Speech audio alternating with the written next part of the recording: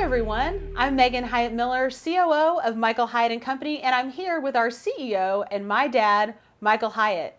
We want to welcome you to this special video series, the Stay on Track Goal Tracking System. This is our new 3-part mini course to help keep you focused all year long. In the first installment, we'll discuss the power of a goal review process. We'll explain why this could be the secret weapon you've been missing to win with your biggest goals. And we'll discuss how you can craft a goal review process of your own. Dad, it's great to have you here today. It's fun to be here with you, Megan. Yeah. I always enjoy doing stuff with you. I know, we have a great time. Yep. Are you ready to get started? I am. Let's do it. Awesome. Okay, so what is a goal review process and why is it so important? Yeah, it's important because oftentimes people do a New Year's resolution. They think about it for about 48 hours and they totally forget about it. So you ratchet it up a notch from that and you create a goal, right? But the same problem happens. The number one reason why people don't accomplish their goals, people that have gone through our course, and we've had 17,000 now do that, is they lose visibility of their goals. And so you've got to have a way to keep those goals visible if you're going to have a chance of actually accomplishing them. So if people don't have a plan, if they don't have any process in place, it's a disciplined something that they go through time after time, what's going to happen with that list of goals they create? Yeah, what's going to happen is you're going to get distracted and sidetracked by life. Right? So the things that are very present to you as you're creating your goals are suddenly not going to be present to you when you encounter life. Yeah. You know, you come off your goal planning period, you get back into life, work, kids, family, all that just distracts you and you just go the heck with it. So you've got to have a disciplined review process to stay focused and stay on track. I totally agree. When you think about why people don't accomplish their goals, do you think that not having visibility is one of the biggest reasons that people fail, or are there other things that are problematic? Well, yeah, there are other things too, like accountability is a really important one, but I would say visibility is the number one. And fortunately, it's the easiest to fix. It does take a little discipline, but not a lot. I mean, my review process is not cumbersome, and I want to talk about that a little bit in our session today, but you just got to keep them visible so that they're present to your thinking, and you can kind of relock, almost like radar, relock on the object that you're pursuing. I think you're right on that. You know, for myself, I know I never was able to keep my goals visible until the last couple of years. I always set goals, and that was just kind of a natural thing to me, and I would get so excited as I would go through that process, but then they would just fall off the radar, and it was so discouraging to get to the middle of the year, and probably some of the folks that are watching today have had that experience where they get to the middle of the year and they haven't made any progress because they honestly just forgot about what they had set, and that can be really frustrating. Exactly. There's an important distinction there too. I think people can lose focus on the goal itself, or if people have been through the course already before they're watching this, which they should do. On day 4, we talk about key motivations. Yes. The other thing that can happen is that they forget why Yeah. they're doing what they're doing. Yep. And if you're not emotionally engaged and intellectually engaged in the goal, then you could also lose focus and just go, nah, I don't really want to do that. Yeah, I think you're right on that. Okay, so let's get into the nitty gritty. Okay. What are some of the tools that you like to implement for creating a goal review process? And talk to us about like high-tech options and low-tech options, because not everybody is going to use an app or something like that. Yeah, okay, so the very simplest thing to do is to take your 7 to 10 goals, and as you know, we don't recommend more than that. Right. But 7 to 10 goals, and use the document templates that we provide. I'm going to talk about those a little bit in video 3, but create a list of goals that you can hang on your wall. Now, don't look now, but behind you, hanging on the wall is my list of goals for this year. I have the same thing in my office too. Yeah, so that's a really low-tech solution. You might want to jot them in the front of your journal so that if you're used to taking notes the old-fashioned way, that you got them at the front of your journal where you can review them every morning. Another thing to do, one year I did this, and this was amazing, is I had our social media person take each of my goals, find an image that kind of represented that particular goal. Kind of aspirational. Yeah, kind of aspirational. So like, for example, that particular year I was wanting to engage in strength training. So I found this picture of a guy whose body was awesome. And I didn't have her superimpose my head on it. Which, yeah, that would have been a little too that's far. a bridge too far. But I took that picture and I had the goal stated on top of it. So these were on my screensavers. So I think that year I had 9 different goals, and they just rotated through my screensaver so that when my computer would go on the screensaver, I would review those goals. When I'd come in the morning, there they were. That's great. Okay, talk about some more high-tech options, because we have a lot of people in our audience who like to use technology to help track these kind of things. Well, the key thing is you've got to get a goal summary, okay? Okay. So some of the options that are out there are way too complicated. They're more complex. You don't need a project management system, so forget that. Okay, so back up just for a second, though. What do you mean by a goal summary? Just a simple list of the goals. Okay. Exactly like what you've got on the wall or you've got in the front of your journal, but a digital equivalent of that. So Okay. I'll give you an example. So as you may know, I love Evernote, I did. right? So I store a lot of content in Yeah. Evernote. I clip web pages. I put photos in it. I do a lot of stuff with Evernote. And one of the things I do is create a single note, okay? Not a bunch of notes, but a single note that has a summary of all my goals on it. So I can literally just read through the list. And again, I'm going to show this in video 3, but I drag it to the shortcut bar so that I can actually get to it anytime I want. So if I'm sidetracked by something else or I'm in my morning review, I can just click on that shortcut, boom, there are my goals. I also have them set up in Nozbe. And I'm going to talk again more about that later, but that's my task management system. And we could get real geeky on this, but I won't. But each goal is set up as a project, and so I could review them there if I choose to do it. I actually use that plus Evernote, and I use Evernote for the daily review because I want a simple list. Okay. And I use Nozbe for actually doing the tasks. Making progress. Yeah, making progress. Incremental progress. Okay, well, you mentioned daily that you're reviewing this. That leads me to my next question, which is how often should we be reviewing our goals to make progress? Yeah, I heard somebody say one time that they review them daily, and I thought, what? That's like way too much. But it's really not. Yeah. And it takes literally about a minute. It doesn't take longer than that. So what I'm doing is a part of my morning routine. So I've got several things I do in my morning Yeah. routine. And one of the things I do is I go to Evernote and I get my list of goals and I review them. I just read through them. And the whole time I'm looking at them, I'm asking myself the question, what is it that I could do today that would move me down the field toward the goal? Right? So it's just the next action. I'm looking for the next action. Doesn't have to be complex. Usually I don't have a lot of actions for each goal. I'm just kind of making it up as I go and figuring out how to get from where I am to where I want to be. And I say, okay, what phone call, what email do I need to send? What action do I need to take to move the ball down the field in the direction of that goal? But I don't get too complex and I don't have too many actions. As you know from my course, Free to Focus, I talk about your big 3. So I never have more than 3 tasks that I have to complete on any one day.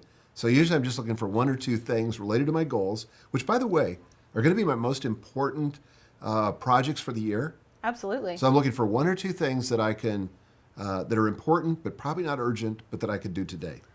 So again, Wow. 1 minute. Wow. I love that. This is where I feel like people really get stuck, is that they set goals at the beginning of the year, but then they don't know how to make progress. And so they just kind of languish on a list somewhere on a piece of paper, maybe even in Evernote, but they don't know how to begin to make progress. And I think what you just described is really the secret, because you have to chunk it down into bite-sized next actions in order to finally make progress and do things differently than you have in the past. So once you have that part figured out and you're beginning to make progress like that, how do you track your progress and your performance toward that goal? Yeah, well, I keep track of those on my daily to-do list, and there are 1,000 ways to do that. It could just be in your journal. I know you like to use paper. You're old-fashioned, which is odd. I like a digital I'm not solution. odd, people. Come on. So I use a task management system called Nozbe, but there are other ones out there like Todoist or OmniFocus or things. There's a gazillion of them out there. I say use whatever you use. The best to-do list manager or task manager is the one that you'll use on a consistent basis. So I make sure that I've got a list for every day. So I have the 3 actions that I have to complete that day in addition to my morning routine and my evening routine. And then I just check them off as I go. And it never feels overwhelming to me because I've created a game I can win. Does that make sense? Like a lot of people start out their day with 10 or 12 or 15 tasks that have to be done today. And then they get to the end of the day and get half of them done and feel like a total failure. They're creating a game that they can't possibly win. And so it's important to limit those. If you're really going to make progress towards your most important goals, get the goals identified and have tasks related to those goals. Okay, so that was daily review. What about weekly or quarterly review? How do you think about that? Yeah, well, those are all important too for different reasons. So on a daily basis, I'm just doing a quick scan. I'm looking for next actions that I can take to move me in the direction of the goal. But on a weekly review, and I do a weekly review where I go through a whole list of things. Right. But one of the things here is I do a little bit deeper dive. Still doesn't take too long. I could probably do this in 20 minutes. But now I want to look at the motivations. So I've identified those key motivations in lesson 4 or day 4 of the main course. I've identified what's at stake, and I've listed those as a series of bullets. And I actually have those with the goal inside, for me, NOSBY, but you could do this inside of your paper planner or whatever. But to review why it is that it's important for me to achieve that goal. Yeah. So it's not just the what, that's the goal, but it's also the why. So you're intentionally reconnecting with that That's on, right. on a weekly basis. And I'm reconnecting intellectually, and I'm also reconnecting emotionally. This is the secret to continue to move forward when you want to quit. Yeah. Right? So I can think back when I ran my first half marathon. It was really hard because I'd never run one before. In fact, even in my training, I didn't run one, which was probably a bad idea. But I think I'd run 9 miles before I ran my first half marathon, so it wasn't the full half marathon. But I remember getting to about maybe mile 11, and I really wanted to quit. Yeah. And The messy middle. the messy middle. But what I did was I dug deep and I remembered why I was running. Now, I'd gone very public with this, so first and foremost, I didn't want to be embarrassed. That's a powerful motivator. That's a powerful motivator. And plus, I had talked a ton of my colleagues at Thomas Nelson, where I was the CEO at the time, into running with me. So what would that look like if the CEO, whose smart idea this was, didn't finish? Yeah. So I said, I have got to finish. I mean, what kind of... Your leadership was at stake. My leadership was at stake. You know, and I wanted to continue to do this going forward, and I wanted to have the credibility of being able to finish. Sure. So with that motivation, I finished. Now, another year later, for some reason it didn't get any earlier or any easier, but then I was running for New Hope Academy. And so when I got to the messy middle, I remembered all those children that would benefit because I'd Right. raised money For their scholarships. for their scholarships that would only get paid out if I completed the race. So you've got to find something that says for you why this goal is important Yep. and what's at stake. What's at stake if you complete it? And sometimes, more importantly, what's at stake if you Right. don't? And most importantly, you have to keep that visible along with the goal itself You do. on at least a weekly basis. And hence the weekly review. Okay, so what about quarterly? Yeah, so quarterly I do an even deeper dive. And this is when I ask myself the question, are these goals still relevant? Okay, so you've got basically 3 options when you look at your goals, and I talk about the 3 R's. But first of all, you could recommit to the goal. Like maybe you look at your goals and you're going, man, let's be honest, I'm not making any progress on that goal. Yeah. And so it's time to recommit. You know, that's the first priority if you could possibly do it. Right. Is, you know, review again the motivations and say, okay, is this compelling? Is it relevant or not? Okay, so if it is, then recommit. If it's not, and this is the second R, revise. So you could revise it. Maybe it's not compelling because it just seems too daunting. You Yeah. know, you moved it from the discomfort zone to the delusion zone, Yeah. and now you realize that 6 months in that this is delusional to think that I can lose this much weight or pay off this much debt or whatever it is. Doesn't matter. So you have to revise it. Sometimes you revise it up. You know, it's not compelling because honestly, not it's too challenging, easy. yeah. It's not challenging enough. So you can revise. The third option is that you can remove it. Okay, so here's the deal. This is your game, right? Yeah. I've never met the goal police, but they don't show up when you take a goal off your list. Right. So if a goal is no longer relevant, if it's no longer compelling, you've tried to recommit but you can't, you've tried to revise and it's still not compelling, then just remove it.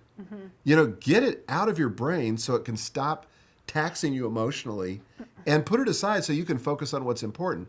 Because if you don't do that and the goal is not compelling, it's going to be just a subtle reminder Right. every time you look at your list that you're a loser, that you're not making Yeah. progress. And that's going to undermine your ability to keep having those goals be visible as well, because if you're kind of avoiding it subconsciously because you feel shame or disappointment in yourself or Yep. whatever, then you're not going to go through that process of keeping it visible, and you may lose all of them, not just the one that you Totally really true. should have just removed in the first place or revised. And part of the reason for that, too, is because it sabotages your confidence. Yeah. And one of the most important reasons that really successful people succeed is that they protect their confidence. Yep. And so we've got to protect our confidence. You know how when you wake up in the morning, you're feeling supremely confident, you think, oh, I can totally knock this out of the park. Yep. And you do it. But you wake up on a different day, same task in front of you, you don't feel confident, takes all day, or you just go, oh, I can't do this, and you keep procrastinating. So confidence is important. Absolutely. And having a lousy goal still on your list and not removing it is going to hurt your confidence. That's great. I think a lot of people are going to feel empowered to know that there are other options than just sort of doubling down on the same goals as they get to each quarter and they review, even if they're not relevant. So this is another couple of options for people. Yeah, and so in a sense, that quarterly review is kind of like a mini best year ever. Yeah. You know what I'm saying? Yep. I mean, just kind of go, okay, are there any limiting beliefs that are keeping me back? Am I being grateful for the progress I've made? We cover all that in day one. Yep. In day two, do I need to complete the past? What happened in this last quarter that I need to revisit? You know, what things am I proud of? What things was I disappointed in? What things do I need to feel acknowledged for but wasn't? And then day three, kind of go into this process I talked about with the 3 R's and recommitting. Yep. Number 4, getting real engaged, back with the motivations again, just like we do in day 4. Right. And then day 5, what are the next actions I can take as I begin this new quarter that will really move me down the pike towards achieving those goals? That is fantastic. So one of the things that's useful that you talk about in the Best Year Ever course is the difference between achievement goals and habit goals. And Right. that is a new addition to the course that I think is going to be really helpful for people. But how do you think about tracking those two types of goals, habit goals and achievement goals, in different ways because they're not the same? Yeah, so an achievement goal is a goal that has a specific deadline, right? And because it's going to be specific and measurable, you're going to know when you achieve it. Right. You know, like losing 20 pounds would be an achievement or an Right. outcome-based goal. Right. And so I either did it or I didn't do it. Or read 26 books this year, which is one of them on my list. When it comes to December the 31st, either I did it or I didn't do it. So the way you can track that is you can track the milestones incrementally as you move toward it. You know, like you could have your tasks. Like, for example, in the 26 books, I listed those books in my task manager, which again is NOSBI for me. And I just checked them off as I read them so I could see that I was making progress. And I didn't list 26 books at the beginning of the year, but I added to it as I went along, as I encountered new books I wanted to read, and then just checked them off as I made progress. If it's a weight loss goal, you might want to put a task in there, like, you know, maybe my task this week would be to lose 1.5 pounds. And I'm going to check that off when I do it. But some way to track the incremental milestones that lead to the big achievement goal. Right. Okay? But then there are habit goals. Now, achievement goals have a deadline, but habit goals don't. Habit goals have a start date. So, for example, if I said, I want to work out 30 minutes a day, 5 days a week, that's a habit goal. Or if I say, I want to start hydrating better and I want to drink 8 glasses of water a day, starting, you know, January the 13th, that's a habit goal, okay? And so there are a lot of habit trackers that you can use. I'm going to talk about the one I use in video 3 of this mini course, but I'll talk about ways to track that make it real easy and to see how you're doing. The thing about a habit goal is you can stop focusing on it once it's installed. So in other words, you're trying to build a new habit, and a lot of people have heard that it takes 21 days to install a new habit. Well, all the research indicates that it actually takes longer than that. Yeah. You know, on That's average a about relief. 66 days. Yeah. Yeah. Personally, I find that to be a relief because I think a lot of us have tried to implement new habits for 21 days and found that those habits didn't stick. And it turns out that that was kind of fake research, or maybe it was very specific to a certain kind of habit that got broadly applied. And as a result, a lot of people thought that they should have had their habits stick after a very short period of time when they just really needed longer. I know that, and it's not that much longer. I mean, the Right. difference between 21 and 66 is not that much difference. Right. But that could be the difference between really nailing it. And by the way, I should say 66 is not a hard, fast rule. Right. Sometimes it'll take longer depending on the habit that you're trying to achieve. But the important point is that once you've installed it, hopefully, then you can just forget Check it about off your list. Yeah, exactly. You've accomplished it at that point. So one of the things that's really fun about these habit goals is there are so many apps and fun trackers that gamify development of new habits. And you had one that you used for hydration that was especially fun. Yeah, so I was trying to hydrate myself, and I wanted to drink 8 glasses of water a day. And so I got this little app for the iPhone called Plant Nanny. And so what it has you do is you get a digital plant, and every time you drink a glass of water, you're watering the plant. And if you don't have a glass of water, and if you don't water the plant gets sick, and then ultimately it dies. And as stupid as it sounds, just keeping that plant alive was enough to keep me drinking water. Right. I mean, I literally did this like for 90 days. Yep. And but it changed everything. I feel better when I'm hydrated. Sure. I have more energy when I'm hydrated. My thinking is better. My focus is better. A lot of good benefits from hydrating, but that's just a way to gamify it. Yeah, I think the lesson is if you can find a way to make it fun, Yes. that makes all the difference. Totally. All right, so that wraps us up here, and I'm just curious if you have any final thoughts before we head out. Yeah, I would just say in conclusion that review on a regular basis and having a system for that, and again, I recommend daily, weekly, and quarterly, is the key to being successful, because nothing will derail you in the pursuit of your goals like a lack of visibility. If you go to all the effort to create your goals and never review them, you are not going to succeed. It's that simple. If you want to succeed, you've got to have a system of review, and you've got to have a little discipline to stick with it. And I'm reminded of Andy Andrews' definition of discipline, where he says, can you make yourself do something you don't want to do in order to attain a result you really want to attain?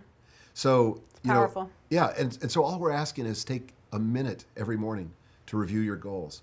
Take maybe 20 minutes once a week. Take maybe an hour or two once a quarter, and you're good. It's a pretty small investment. Yeah. Dad, thanks so much for being here today. You're welcome.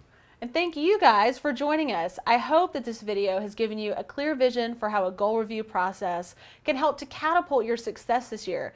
I hope that we've equipped you with practical guidelines that you need to help craft your own goal review process. And in our next installment, we'll show you how to translate each of your goals into actionable next steps so that you can get moving right away. We'll see you there.